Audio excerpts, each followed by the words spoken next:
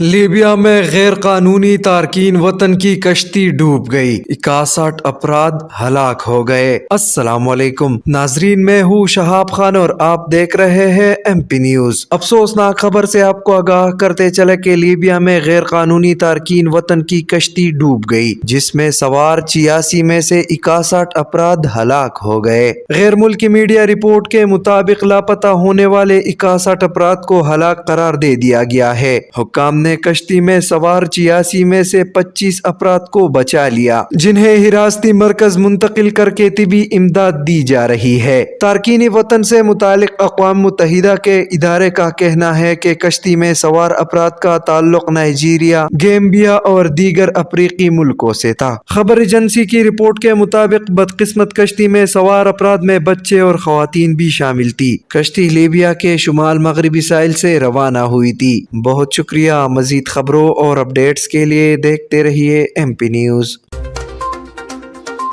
M P news Swat سمیت ملکی اور غیر ملکی خبریں آپ تک پہنچائے سب سے پہلے۔